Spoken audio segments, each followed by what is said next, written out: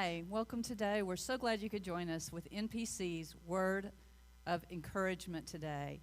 It's Wednesday, we're in the middle of the week, and I don't know about you, but there's a lot going on. Even though it's summer and there's work, and a lot of us are still working from home, it seems like it's a busy time, and it's a really hot time. So I'm just hoping today that maybe you need a refreshing, and you'll get that refreshing here. We're going to be reading out of Psalm 77 today, Psalm 77, and it begins, I cried out to God with my voice, even to God with my voice, and he listened to me. In the day of my trouble I sought God. In the night my hand is stretched out and does not weary. My soul refuses to be comforted. I remember God, and I groan and I complain, and my spirit is overwhelmed. I don't know about you, if you've ever been during a time in your life when you've just felt like that nothing is going right, that you're crying out to God and it's just like a ceiling there. You're not getting through and you're just groaning inside yourself. You're complaining. You're weary of the fight and the struggle. And that's where this psalmist was at this time. He says, you hold my eyelids open. Who's ever been awake at night with just everything running through your mind? You hold my eyelids open. I'm so troubled I cannot speak. I've considered the days of old and the years long remembered. May I remember my song in the night. May I meditate in my heart. My spirit made a diligent search. Sometimes when we're in that position where it seems like everything's going wrong and we're just struggling and we can't get all of that worry off of our mind and all that concern and the thoughts just run, through our head. Who's ever had that conversation through their head that it hasn't even occurred yet, and yet you're having a conversation with somebody else about a problem, or you're thinking out how something could go, how a situation could turn, and it won't stop running through your head. And that's what the psalmist is saying here. And he says, and so I had to consider the days of old, of years long ago. Sometimes we have to stop and remind ourselves of the things we've been through in the past. I've already been through something like this. I can make it through this again. I can do this. Will the Lord cast off forever?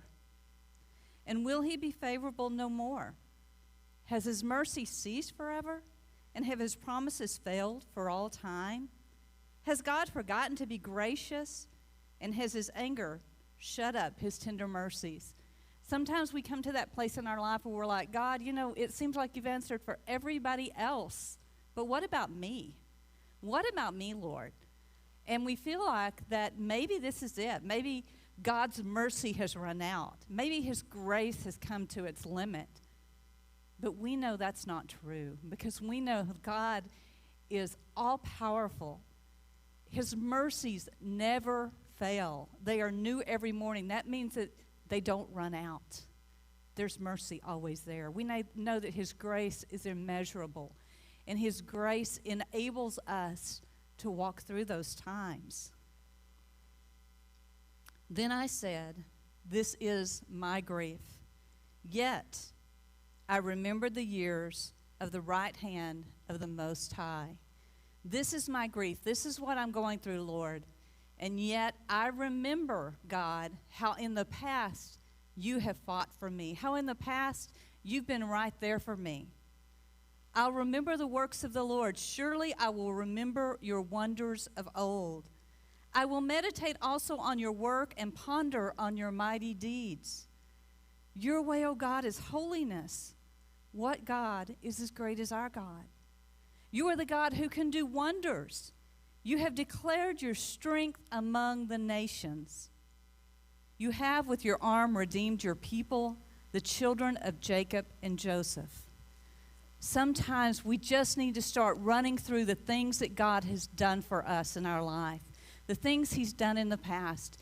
And if you feel like, well, I don't really know, I'm not sure where the hand of God has moved, begin to recount the things that God has done through his word and what God has done in other people's lives. And then maybe your eyes will begin to be opened and you'll see that, God's been at work in my life too.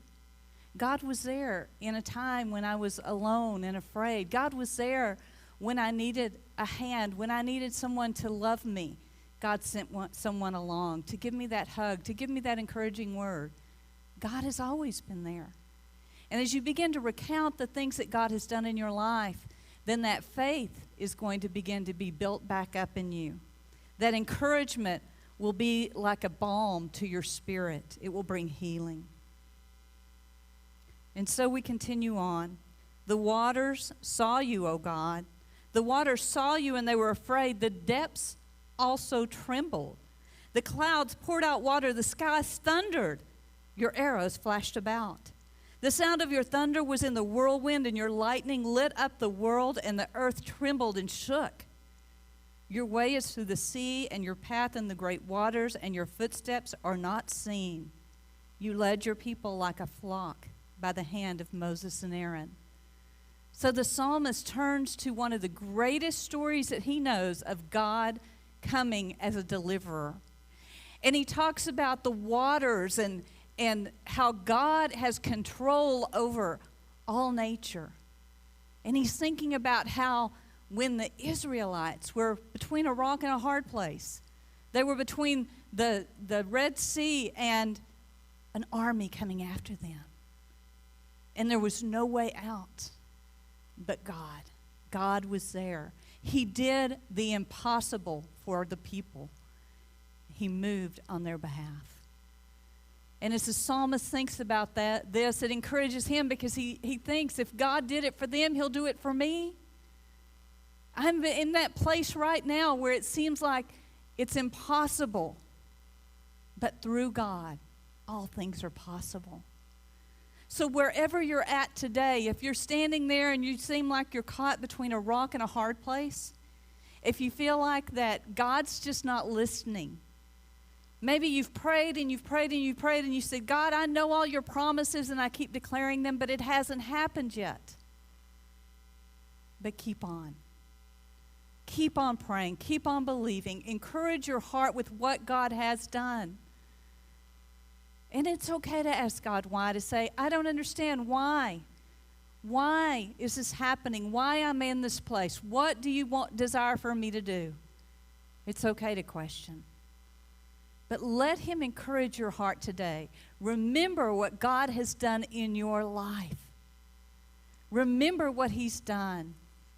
For this psalmist, the greatest thing that he could think of was the Israelites being delivered. But for us, you see, we have the New Testament. We have the fact that we know that God sent his only Son, that whosoever believeth in him would not perish, but would have everlasting life. We know that in Romans 8:32 it says, he who did not spare his own Son, but delivered him up for us all, how shall he not with him, with Christ, also freely give us all things? We know that God is for us. We know that God desires a relationship with us. We know that God is seeking after us. He loves us with a love that is not measurable.